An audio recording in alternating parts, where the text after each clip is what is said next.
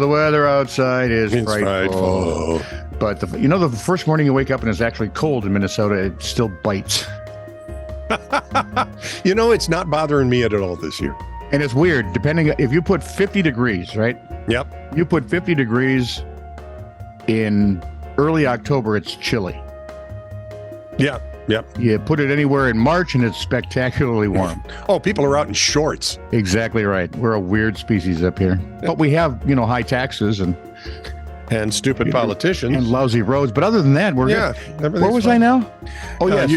Intro. Minnesota Department of Tourism. Like, subscribe, and follow us if you would. Thank you very much. We'd appreciate it.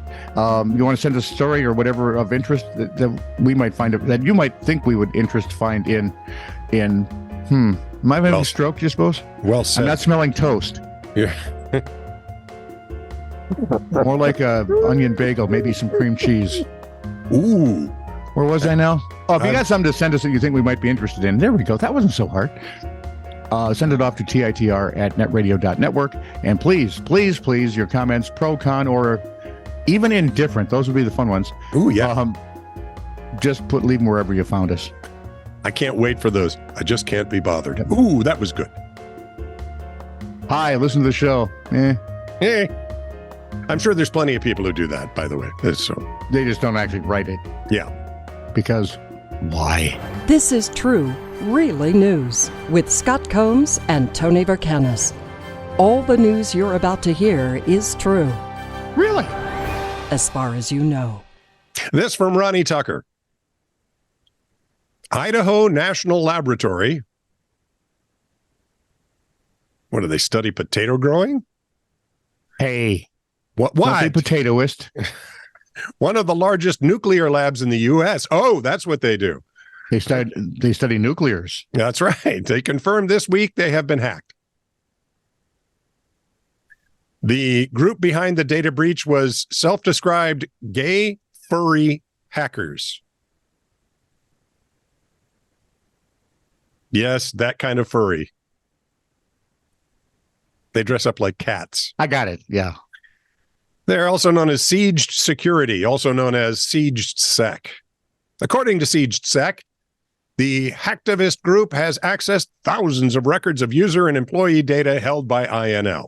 This includes people's full names, birthdays, email and home addresses, phone numbers, social security numbers, employment information, and lots more. When hackers breach targets such as the INL, they frequently demand a ransom in exchange for keeping the organization's data private. They often want cryptocurrency, so it's difficult to trace. In this particular case... Or spend, but hey. Yeah. Sieged Sec's demand is a little more unconventional. We're willing to make a deal with INL, Sieged Sec wrote in their announcement of the breach. Uh-oh. If they research creating IRL cat girls, we will take down this post with a link to the leak.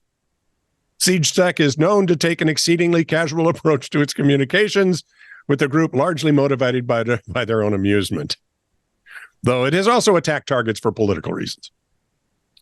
As such, Sieged Sec's request for cat girls is likely a joke, simply intended to indicate that they have no intention of taking the hacked information down.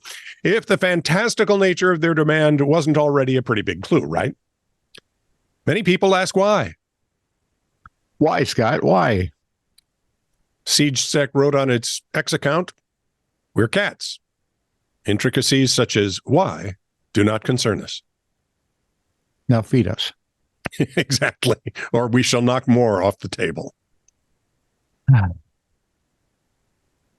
Real life cat girls. They have obviously forgotten middle school. A dispensary in Baltimore faces fines for blowing smoke. Literally blowing smoke.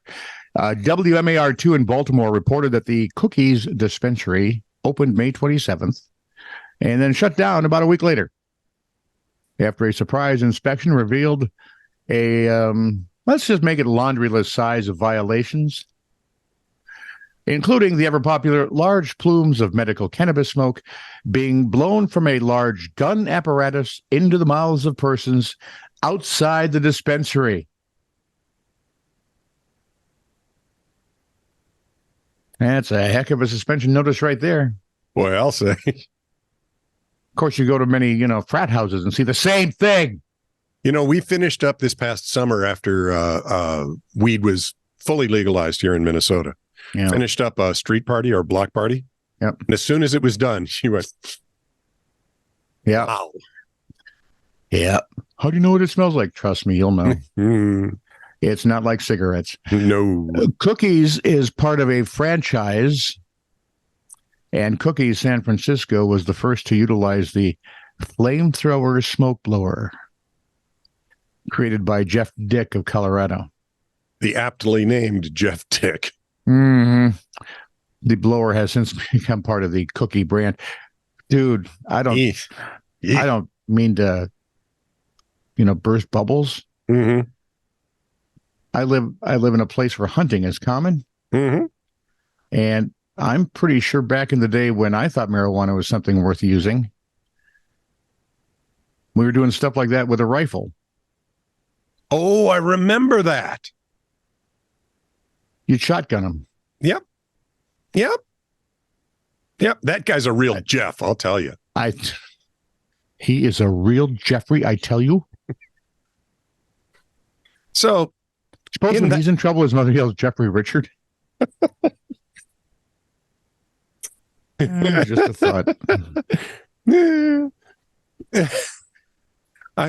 I kind of hope his middle name was Big, but never mind that now. In that same vein, a fellow police department call taker went on a ride along. This is a first-person story. They came across a car swerving all over the road. Obviously, something was up, so they pull the guy over. First thing they notice is the guy is high. Ripped, bombed, loaded, spaced, wasted. Pot smoke billowing out the window. Stoned. Eyes perfectly narrowed and bright as a devil's butt. Officer asks the man to step out of the car. Man declines. He can't. I'd like to. He's a paraplegic. Driving a car. Oh, not a car meant for paraplegics, like with hand controls and stuff. And it brings about a whole nother number of questions. Turns out he's decided to take a broom handle along for the ride and use that to operate the gas and brake pedals. Now we have that question answered. Even better. He's driving on a suspended license. Of course he is. Of course, ask the question. Why? For doing the exact same thing a few times before. All right, everybody raise your hand if you're surprised just a little bit. Yeah, I didn't think so. Oh, I love stoned people. I'm glad nobody was hurt, but I do love those stories. They're just, you read them and you go, who would? Well, never mind. I know that why. guy would. He wasn't, his brain cells were colliding, but not the right way. Well, we found another one, son. Oh, wow. Oh, yeah? Yeah. 76-year-old Bella Montoya, Ecuador, June 9th. It was her funeral. Oh. And just days before our birthday when she would have been in the best mood. Because, honestly, June 18th should be an international holiday. For everybody. It was, for a while, but then the communists and the... Anyway. And the atheists. and all the rest. Yes. Neists that there were. Anyway, when they were there mourning together, they heard strange sounds coming from guess where? The coffin. Yep. Of course. There were about 20 of us, said the woman's son, Gilberto Barbera. After about 5 hours of the wake, the coffin started to make sounds. No, coffins don't make sounds. Hello? The supposedly deceased. See, there are certain things that just should really be checked on with us, right? Pretty rigorously. Remember in the old days, I used to, in Europe, right, when the vampire craze was big, they would put little bells and a string. So if they buried you alive, they apologize, and you ring the bell to get you out. Yep. Yeah, they should probably still be doing that. After about 5 hours of the wake, coffin started to make noise. The supposedly deceased lady had been declared dead. The Martin Icaza Hospital in Babahoyo earlier that day. But that evening, my mom was wrapped in sheets and hitting the coffin. When we approached, we could see that she was breathing rather heavily. Well, she's been pounding on the coffin, dude. She was rushed back to the hospital. The report said that she was intubated, not probably expected to recover long. just enough to make for a really entertaining story.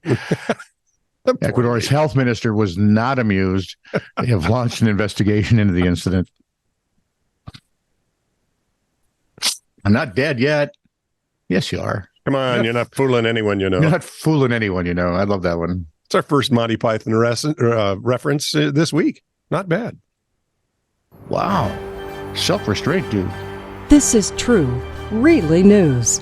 Send email to TITR@netradio.network.